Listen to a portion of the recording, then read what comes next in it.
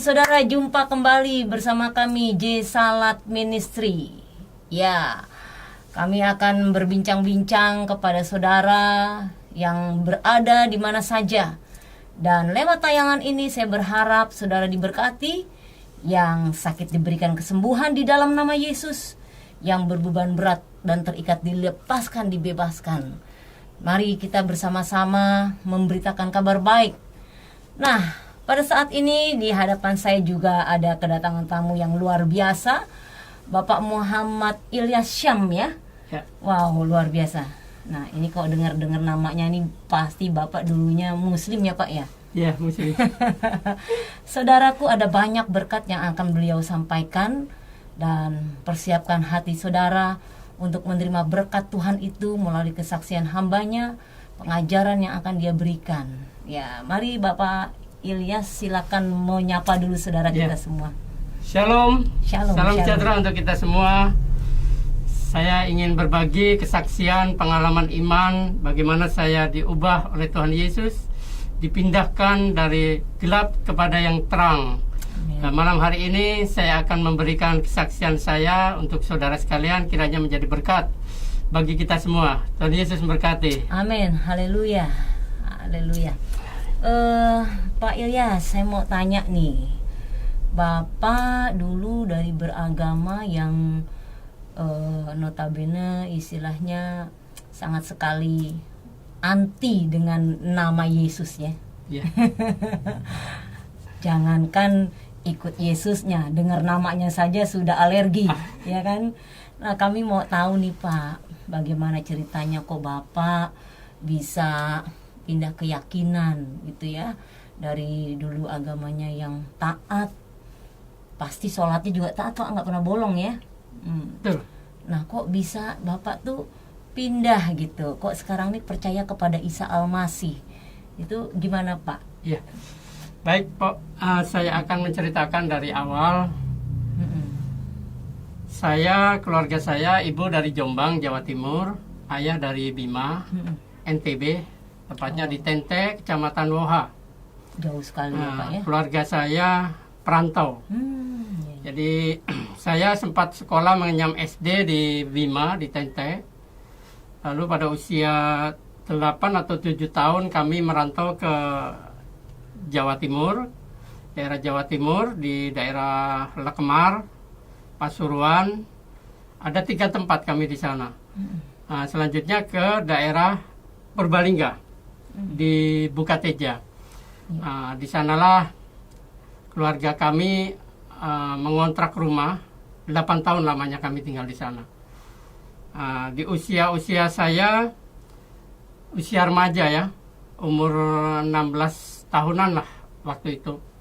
Ya, karena keluarga kami adalah keluarga memang yang ketat dalam syariat Islam, jadi saya juga ketat dalam menjalankan syariat Islam. Jadi kebetulan di Bukateja itu saya memegang mengajar anak-anak yang pra-remaja.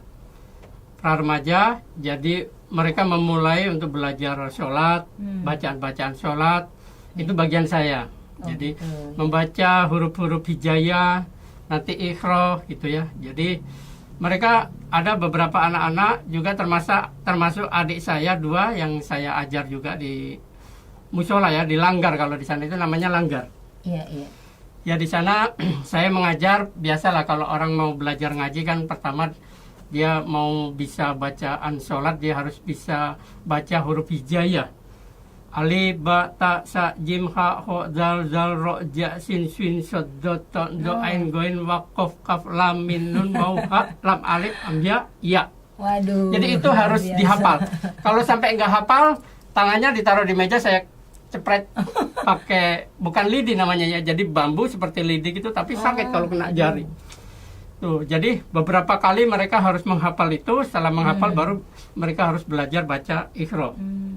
Nah, setelah itu saya juga mengajar mengawali sholat, misalkan sholat maghrib, sholat isya, sholat subuh, sholat asar, duhur ya. Ada bacaannya, misalkan kalau sholat duhur itu kan 4 rakaat ya. Jadi usolli fardu duhri arba'a raka'atin mustaqbilal kiblati adaan lillahi ta'ala. Allah. Itu bacaan-bacaan awal saya ajarkan. Kalau yang 2 rakaat itu kan subuh misalkan ya. Usolli fardu subuhi raka'ataini mustaqbilal kiblati adaan lillahi ta'ala. Kalau sholat maghrib itu biasanya kan 3 rakaat ya. Itu salat sah. Jadi usolli fardu maghribi sholat sah raka'atin mustaqbilal kiblati adaan lillahi ta'ala. Jadi karena 3 rakaat jadi salat sah. Oh gitu. Ya, jadi mengajarkan itu memulai mengajarkan sholat, surat Al-Fatihah dan selanjutnya surat-surat pendek seperti At-Takasur, surat An-Nas, surat Al-Falaq, banyak. Wah. Jadi dari proses sembahyangnya sendiri juga kita mengajarkan anak, terutama bacaan-bacaan at-tahiyat itu kan ada 2 macam ya, at-tahiyat awal, at-tahiyat akhir. Itu bacaannya hampir sama. Sebenarnya doa tahiyat itu doa sholawat karena ada kalimat Allahumma sholli ala sayyidina Muhammad kan gitu. Iya. Jadi kita mengajarkan at-tahiyatul mubarakatuh shalawatus thayyibatul lillah. Assalamualaikum ayyuhan nabi terus gitu ya. Saya hafal tuh Pak. Iya, itu doa yang anak-anak itu paling sulit dulu saya ajarkan ya. Termasuk adik-adik saya kalau nggak sholat itu langsung saya tampar, tendangin sampai dia nangis gitu. Karena jangan sampai ini dosanya nanti orang tua yang tanggung gitu kan. Gitu ya Pak ya. Jadi mengajarkan anak-anak pra remaja yang mereka memulai sholat. Jadi itu. Nah, tahun 84 ibu saya bersalin melahirkan anak, yaitu adik saya yang paling bontot. Namanya Effendi. Sebenarnya Sugeng Effendi ya, karena yang menolong adalah seorang penginjil. Waktu itu ibu saya kekurangan darah, dirawat di rumah sakit Trenggiling Purbalingga. Jadi yang membantu perawatan itu Bapak Sugeng Prayoga. Nah, Bapak Sugeng Prayoga ini seorang Kristiani. Jadi saya agak kaget karena saya sebelumnya itu sama orang Kristen itu anti banget gitu. Ya. Apalagi kalau ngeliat anjing itu pengen saya bunuh, saya matiin, saya lemparin gitu sama teman-teman gitu. Jadi karena saya sering ya, artinya sering melakukan hal-hal yang menzolimi mereka gitu ya. Kadang kalau kita malam-malam gitu jalan sama teman-teman gitu suka ngelemparin toko-toko Cina gitu ya, sama teman-teman gitu ya. Jadi anjingnya keluar gitu ya. Sering kita lakukan seperti itu. Jadi ada rasa gimana ya? Saya seperti merasa benar gitu loh. Kalau dalam Islam itu kan di surat Al-Imran 19 itu kan inna dina indalohil Islam ya. Sungguhnya agama yang benar di sisi Allah adalah Islam. Jadi itu menjadi satu dogma yang kuat dalam diri saya. Sehingga saya menganggap agama lain ini nggak ada yang benar. Makanya dikatakan di luar Islam kafir kan gitu ya, apalagi orang Kristen gitu ya. Jadi itu akhirnya timbullah rasa untuk menzalimi mereka gitu loh. Karena rasa nggak suka, karena rasa benci, karena apa gitu ya. Itu yang saya lakukan, sering saya lakukan. Nah, ketika saya ketemu dengan Pak Sugeng Prayoga ini, beliau ini mendonorkan darahnya karena sebelumnya kami juga sudah mencari darah orang-orang, nggak ada yang sama darah O. Udah puluhan orang kita habis biaya sampai ngadain radio gitu, ngadain sepeda gitu loh, hanya untuk mencari darah O. Di PMI nggak ada, dan kita mendatangkan orang-orang. Zaman dulu tahun 84 itu kan susah ya, orang kamu darahnya apa, dia nggak tahu kan, harus bawa ke PMI dulu. PMI cek. Nah, pas nyampe sana nggak ada yang cocok satupun. Puluhan orang sudah kita bawa, kita pakai ongkos, kita kasih makan, saya harus mengeluarkan biaya, orang tua mengeluarkan biaya gitu ya. Nah, tiba-tiba kakak saya yang sedang mencari darah di PMI daerah Banjarnegara, Wonosobo. Jadi itu dari Bukatijak itu bisa langsung ke Banjarnegara, Wonosobo mencari. Tapi nggak dapet juga, sampai pulang itu dia nangis di bis, dan di sebelahnya itu ada Pak Sugeng Prayoga, penginjil ini. Kakak saya tahu kalau dia penginjil karena memang kenalan. Saya penginjil, saya seorang Nasrani, karena memang bawa Alkitab, bawa buku-buku gitu ya. Jadi dia menangis, kakak saya waktu itu, dan Pak Sugeng Prayoga ini, Mbak ada apa? Kok kelihatannya bersedih gitu loh. Ibu saya Pak sedang koma, kekurangan darah, habis bersalin melahirkan adik saya gitu. Sekarang di mana? Di rumah sakit Trenggiling Purbalingga. Nah, oh barangkali darah saya cocok kali ya. Nah akhirnya Pak Sugeng Prayoga dibawa langsung ke PMI sama kakak saya. Dan puji Tuhan, Di sana dia dicek, oh ini benar darahnya O. Oh, langsung diambil darah saat luar itu juga. biasa ya, Tuhan tolong Ini melayani. ajaib sekali. Kita mendatangkan orang banyak, nggak ada Iya. yang cocok Pak darahnya, Iya, iya, nggak ada yang O. Nah, setelah ketemu Pak Sugeng Prayoga ini kok bisa pas darahnya O. Nah, akhirnya diambillah darah, dan darah itu diantar ke rumah sakit sama kakak saya buru-buru. Nah, setelah itu saya dari rumah sakit suruh menjemput Pak Sugeng Prayoga yang pada waktu itu ada di apotek untuk menebus obat-obatan resep. Nah, sampai di situ ditebuslah semua obat-obatan itu sama beliau, dan saya tidak mengeluarkan uang sepeser pun. Nah, setelah beliau menebus obat saya bawa itu obat, lalu kami berjalan ke rumah sakit Trenggiling. Nah, sampai di depan rumah sakit Trenggiling, Pak Prayoga bilang ke saya, Dek, saya nggak ikut masuk ya, saya mau ada pelayanan lagi, katanya gitu. Oh, nanti ayah saya menanyakan Pak, kayaknya. Salam aja buat ayah, buat ibu ya, ibu pasti sembuh, sehat kembali. Salam buat semuanya, sama tadi kakaknya Mbak Mary gitu kan. Oh, ya udah, ya Bapak mau langsung pergi ya, Tuhan memberkati ya. Ada Ilyas itu, karena kita sudah kenalan sebelumnya, memang nama saya Ilyas gitu. Saya nggak menyebutkan nama lengkap. Nah, setelah itu beliau nyebrang, saya liatin aja. Saya liatin kan dulu di depan rumah sakit itu memang banyak dokar-dokar ya, becak-becak gitu, transportasi. Nah, ketika beliau nyebrang itu ketutup dengan dokar-dokar, saya pikir naik dokar, tapi kan nggak mungkin kan, dokarnya nggak berhenti. Nah, setelah dokarnya sudah berlalu, itu nggak kelihatan, udah nggak ada Pak Sugeng Prayoga. Saya, ini kemana ya tadi? Nah, itu saya udah nggak terlalu banyak pikir lah itu. Nah, terus saya kembali ke rumah sakit untuk mengantarkan obat, ditanya juga sama ayah, sama kakak saya. Saya ceritakan apa adanya, beliau katanya ada pelayanan gitu. Saya nggak tahu pelayanan apa gitu. Nah, disitulah awal mula saya merasakan bahwa ternyata orang Kristen yang saya benci selama ini kok baik banget gitu loh. Saya bilang bisa menyelamatkan ibu saya. Coba kalau nggak ada darah O ini, ibu saya koma sampai berapa lama? Ya, cara Tuhan itu ya Pak ya, Ya. melalui Pak Yoga itu ya. Ini titik awal saya, akhirnya saya tidak ada rasa benci lagi sama orang Kristen gitu. Tapi saya waktu itu masih Muslim ya, masih Muslim. Jadi setelah peristiwa pertemuan dengan Pak Sugeng Prayoga itu, kira-kira tahun 87 itu saya merantau ke Jakarta. Merantau cari kerja sambil ngelanjutin sekolah. Nah, ikut uak saya yang ada di Tanjung Priok. Kebetulan keluarga saya kan ada dua suku ya, dari suku Bugis sama Bima, suku Dombojo. Kalau Bima itu Dombojo sukunya. Jadi ada dua suku, kalau di Bima itu suku Dombojo dengan Dodonggo. Kalau Abi Saifuddin ini sama, satu darah dengan saya, suku Dombojo. Jadi masih satu keturunan. Karena suku Dombojo ini adalah perkawinan orang Makassar Bugis dengan orang Bima. Jadilah suku Dombojo gitu. Lembojo itu perkawinan. Makanya kalau orang Jawa bilang bojomu, itu ya maksudnya. Iya gitu. Jadi Dombojo itu adalah satu suku yang satu darah gitu. Tapi kalau Dodonggo itu orang pribumi sana. Orang pribumi, orang Asli, Bima. Mereka tinggalnya jarang di kota-kota, di gunung-gunung. Itu kalau di Jakarta mungkin orang Betawi gitu kali ya. Itu. Pelosok ya. Ya, jadi saya ikut keluarga yang dari Bugis di Tanjung Priok.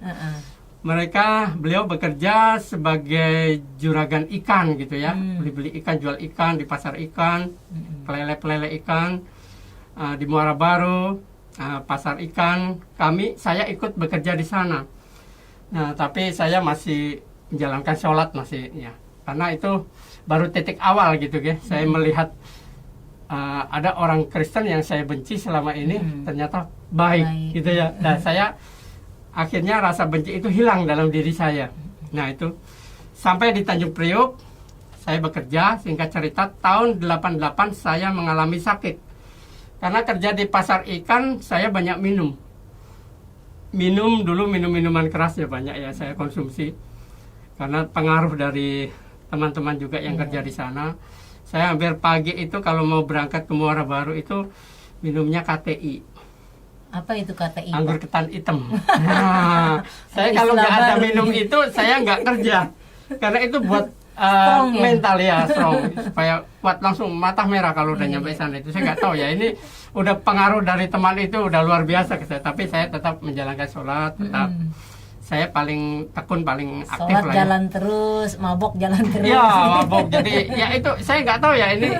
Saya ya maaf kata Pak ya, di sana ada satu tempat namanya Kramat Tungga. Oh. Nah itu saya sering diajak teman ke sana, joget-joget, minum-minum. Waduh, walaupun dibayarin juga gitu ya, karena mereka kan punya uang gitu ya. Ya saya ikut aja gitu ya, ikut aja ya, namanya sudah pergaulan, udah pengaruh. Dugem ya. Ya dugem, saya pengaruh. Nah saya setelah ikut saya sakit mah kronis. Ya nggak tahu usus saya seperti apa kata dokter Iya. ketika saya periksa. Sangat memprihatinkan sekali, saya kurus, lemah gitu ya. Kayaknya tinggal menghitung waktu, mungkin ya umur saya ya. Nah, ketika itu saya periksa berapa kali ke klinik, saya periksa lagi, tapi obat-obat yang saya minum tidak ada perubahan sama sekali di tubuh saya. Nah, waktu malam hari itulah saya mencoba untuk merenung, Tuhan, saya tidak akan minum obat ini lagi, tapi saya mau berdoa kepada Tuhannya orang Kristen, Yesus. Ya. Yesus, kalau engkau memang Tuhan, tentu Tuhannya untuk semua orang. Iya. Saya percaya bahwa Isa Al-Masih adalah Nabi yang memiliki banyak mujizat. Ya, karena di Quran juga ada ya Pak, ya, Ada, mujizat-mujizat iya. Nabi Bahkan Isa. dia bisa menghidupkan orang mati, membuat burung dari tanah, Ya. penyakit-penyakit sopa, apa, dia sembuhkan. Nah, itulah yang saya ingat. Nah, akhirnya saya doa pertama itu, ya seperti itu doa saya. Seperti kayak orang kesel, kayak orang putus asa gitu ya. Saya bilang, Yesus, kalau memang Engkau Tuhan, sembuhkan aku. Kalau aku sembuh, aku berjanji akan ikut Engkau dan aku ingin menjadi penginjil seperti Pak Sugeng Prayoga. Haleluya, mantap nih Itu Bapak. doa pertama, nazar saya sekaligus. Nah, Luar biasa. setelah doa itu, itulah mujizat pertama yang mengubah saya. Ya mungkin itu cara Tuhan ya, ini orang kok nggak ikut-ikut saya Iya. gitu kan. Nah akhirnya pagi hari badan saya terasa enak, tidak ada keluhan sakit, apa lemas, nggak ada.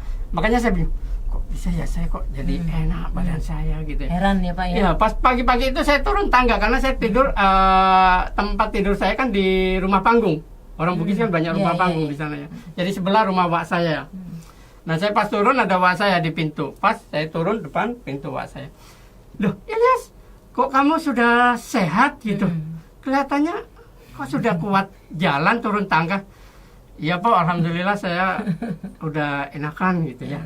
Nah, sejak saat itulah Pak saya benar-benar merasakan, benar juga ya, Tuhan Yesus itu memang mujizatnya luar biasa gitu. Amin, Apa yang amin. saya harapkan, saya disembuhkan. Yes. Ya itu saya simpan dalam hati. Nggak ada yang tahu, keluarga saya, keluarga bude saya, wak saya di sana nggak ada yang tahu. Nggak ada yang tahu, Pak. Kalau saya itu sembuh ini karena saya berdoa, saya minta Tuhan Yesus sembuhkan. Kalau saya sembuh, saya akan ikut Engkau. Iya. Nah inilah hutang yang harus saya Bayar ya. bayar. Nah, akhirnya itu seringkali saya sudah sejak saat itu saya memang sudah nggak sholat. Ya, saya selalu berbohong sama wak saya, sama bude saya. Nah, bude saya seringkali tanya saya, Ilyas, kamu nggak sholat? Udah jam berapa ini? Iya, wak, bentar lagi, saya bilang gitu. Ya, dia masuk rumah, saya ke panggung. Enggak. Pada saat itu saya nggak menjalankan sholat lagi.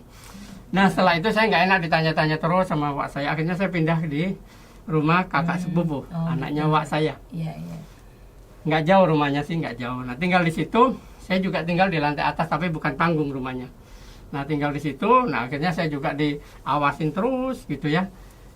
Itu Ilyas nggak pernah sholat waktu di sana. Di sini gimana?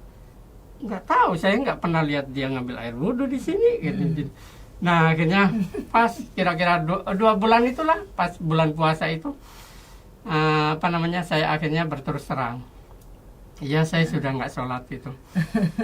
Loh kamu mau ngapain, mau jadi orang kafir gitu? Saya mau ikut Yesus, saya bilang gitu.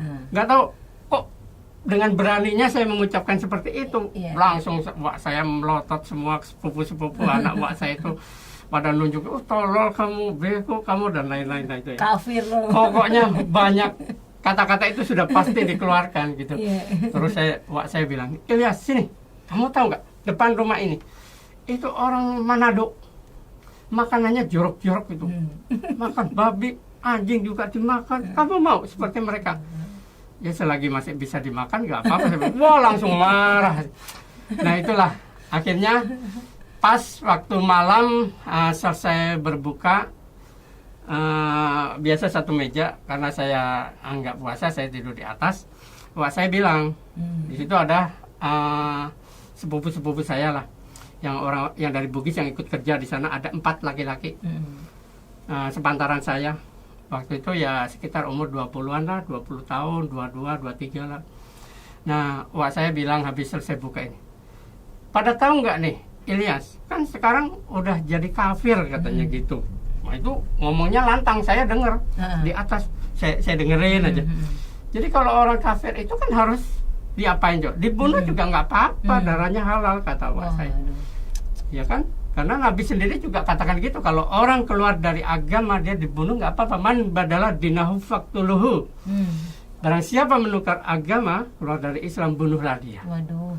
Ya itu wak saya. Jadi ya itulah Pok, saya jadi merasa secara manusiawi saya takut sekali gitu loh. Jangan-jangan nanti karena di rumah wak saya itu dia itu miara apa ya, badik. Senjatanya Ada orang badiknya, Bugis. Jadi setiap hari malam Jumat apa gitu ya, dia selalu di ini. Biasa. Ya itu saya takut, saya udah ngebayang aja kalau saya pas tidur nanti ditusuk gimana gitu ya. Akhirnya malam itu juga saya pergi dari tempat kakak sepupu saya itu, anaknya wak saya. Langsung saya ke daerah Cijantung. Itu kabur Bapak dari rumah Ya. itu. Mereka nggak tahu ya kalau Nggak tahu. Bapak kabur. Nah saya tinggal di SMP 179 di Kalisari. Kebetulan yang jadi kepala sekolah adalah om saya, adik sepupu ayah yang dari Bima, Bima. Nah, jadi yang saya ikutin ini, di situ juga saya bohong-bohong aja kan. Ditanya sudah sholat apa belum, sudah gitu. Tapi yang pada akhirnya juga ketahuan juga, Bo. Nah itulah awal pertama saya punya kerinduan pengen ke gereja, pengen tahu kitabnya orang Kristen gitu. Nah akhirnya karena saya nggak berani tanya-tanya, saya pagi-pagi ke pasar Senen, proyek Senen ya. Dulu di terminal itu di pinggir-pinggir banyak orang jualan kaki lima. Iya, betul. Buku-buku apa, buku-buku Islam juga banyak, Quran atau buku-buku Iqro ada di situ.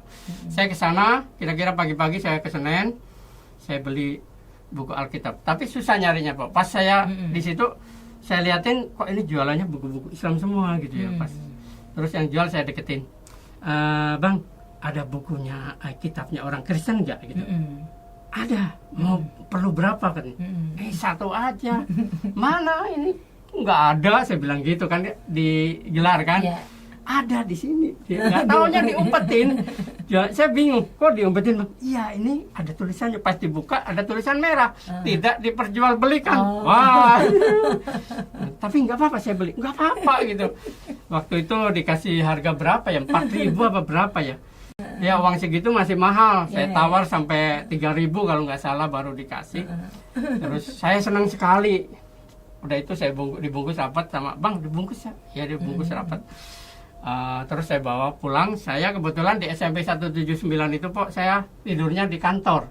Saya tidak di mes, karena di mes orang Sunda semua kan. Ada pesuruh, ada TU-TU yang di mes, ada yang rokoknya kuat gitu kan. Nah terus sholatnya juga pada kuat. Nah saya akhirnya saya tidur di kantor Kepsek, kepala sekolah. Oh gitu. Karena kepala sekolah saya juga megang kunci kantor. Jadi saya di situ dipekerjakan sama om saya ini yang kepala sekolah itu sebagai pegawai TU honorer. Nah gitu. Nah jadi saya tidur di situ, saya baca tuh Alkitab. Saya senang sekali.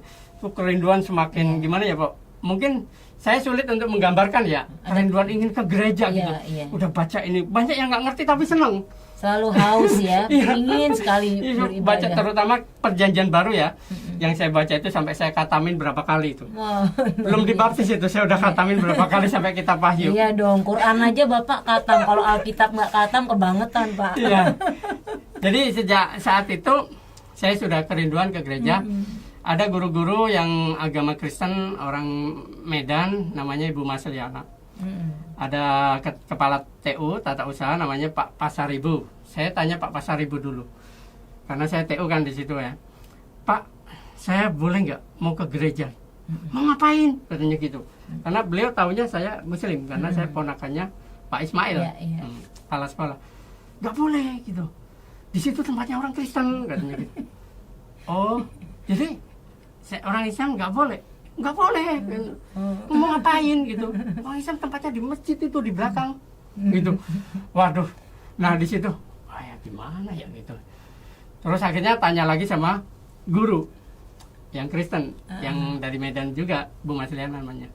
Ibu, saya mau tanya nih, boleh nggak saya ke gereja? Oh boleh. Kata Pak Saribu nggak boleh orang Muslim. Boleh, gereja untuk siapa aja kan. Jadi akhirnya saya ditunjukin gereja di Cibubur, di seberang jalan. Nah sampai ke sana, saya nggak masuk ke gereja karena saya pikir diperiksa. Mau masuk gereja diperiksa itu kok baris gitu ya, kok baris rapi amat gitu. Jangan-jangan KTP-nya tanyain agamanya apa, dari mana asalnya gitu. Udah pikiran saya udah begitu aja. Ternyata saya tanya lagi sama Bu Masliana, itu sudah 3 kali Pok saya alami. Saya nggak bisa masuk gereja. Saya hanya nongkrong aja depan gereja, jauh ya jaraknya. Karena takut ditanya-tanya ya, tadi ya. takut itu aja. Karena setiap masuk kok ada petugas, terus ngasih apa, kok lama gitu ya. Saya udah ini. Nah, udah pas 3 kali berturut-turut. Nah, saya bilang lagi sama Bu Masliana, Bu, itu kalau mau masuk gereja diperiksa ya? Enggak, diperiksa apa? Kok itu banyak itu baris satu-satu kan? Enggak, memang begitu aturannya. Nanti kamu diucapin di situ shalom, selamat pagi gitu. Nah, terus dikasih warta, disalamin, silakan masuk. Oh, enggak ditanya KTP atau agama apa? Enggak katanya. Nah, akhirnya minggu berikutnya yang keempat itulah saya memberanikan diri untuk mulai ya masuk. Memang ternyata saya agak deg-degan juga pas saya pengennya paling belakang, tapi di belakang saya ada lagi makin panjang. Nah pas sampai itu pintu gereja salaman nih sama petugasnya, majelis mungkin ya. Nah pas salaman, shalom, selamat pagi. Saya nggak ngerti shalom apa kan gitu. Pagi gitu. Nah akhirnya dikasih warta, disalamin, saya akan masuk. Saya masih nunggu, ya silakan masuk aja sambil rasa ketakutan ya. Nah itu duduknya paling belakang. Pas nyampe dalam gereja itulah, wah kayaknya kalau utang itu udah kebayar rasanya enak itu. Sampai dalam gereja itu kayaknya aduh enak banget ya, damai seperti orang yang terlindungi di situ ya. Nah itu pengalaman pertama kali Pok saya bisa ikut kebaktian, apa yang saya rindukan ternyata bisa kesampaian. Itu pertama kali saya ke gereja. Itu rasanya itu wah beda Pok, beda. Iya, karena sekali. Yesus itu Raja Damai Pak. Jadi dia selalu memberikan kedamaian buat kita ya. Yang letih lesu beban berat datang kepada Yesus. Itulah ciri anak-anak Tuhan seperti itu Pak. Karena Tuhan Yesus selalu memberikan kedamaian dalam hidup kita. Wah luar biasa ya Bapak ya. Jadi memang jadi orang-orang baru yang pengikut Kristus itu nggak mudah Pok. Jadi godaan selalu ada gitu ya. Ketika pastinya. saya makanya sempat 2 tahun itu mengadakan studi antara Al-Quran dengan Alkitab. Jadi masih belum ada kepuasan gitu loh. Walaupun kerinduan itu selalu kuat gitu, tapi kepuasan nggak ada. Akhirnya saya ternyata memang ada 3 surat ya, 3 ayat dalam Al-Quran itu yang mendorong saya kuat untuk mengambil keputusan bahwa saya memang udah waktunya ngikut Tuhan Yesus. Tepatnya di tahun berapa tuh Pak Bapak ambil keputusan Tuhan Tahun Yesus? 90. Tahun 90 ya. Jadi 88 sampai 90 itu saya proses sampai saya mengadakan perbandingan. Ternyata memang ya di antara itu tadi surat Al-Imran ayat 45, surat Maryam 33 dan surat Al-Maidah 46. Di surat Al-Imran 45 itu Iskolatil malaikatu ya Maryamu inna loha yubasiruki bi kalimatim mim usmuhul masihu Isa ibnu Maryama wajihan fid dunya wal akhiru wa minal muqarrabin. Yang artinya, wahai Maryam, Allah akan memberikan kabar gembira kepadamu. Sebuah kalimat daripadanya namanya Al-Masih Isa putra Maryam. Seorang terkemuka di dunia dan di akhirat. Dan seorang yang didekatkan kepada Allah.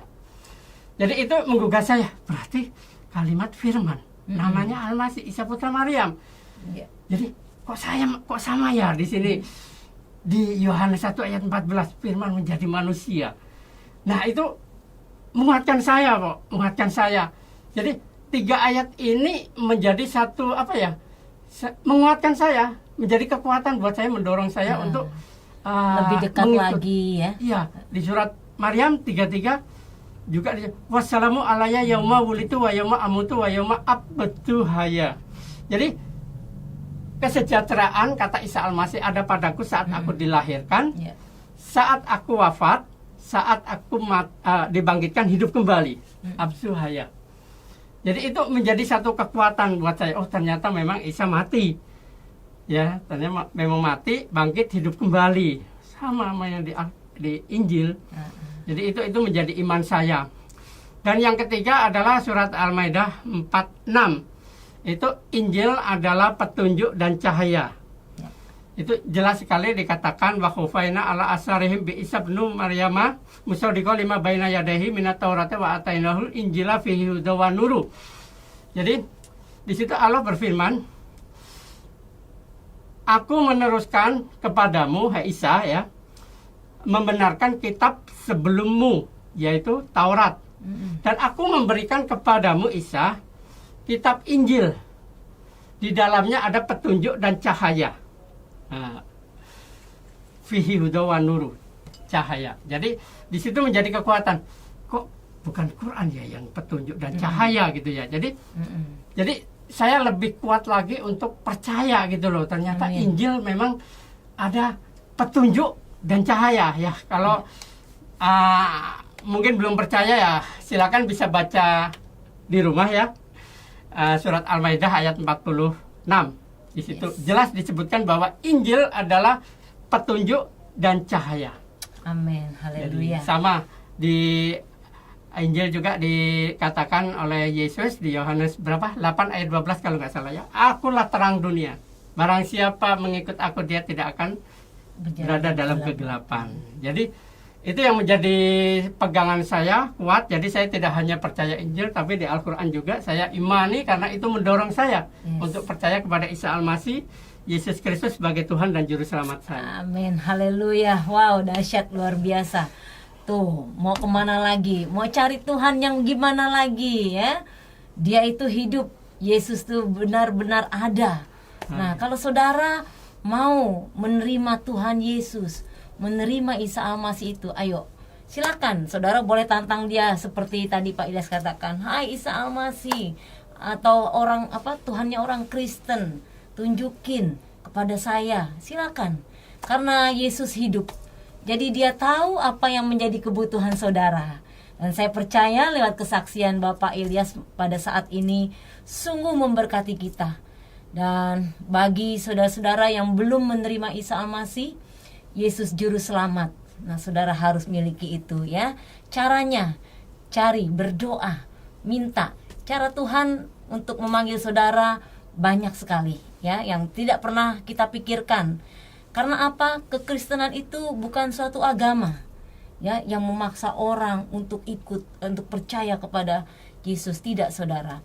Tapi kekristenan itu adalah anugerah yang Tuhan berikan.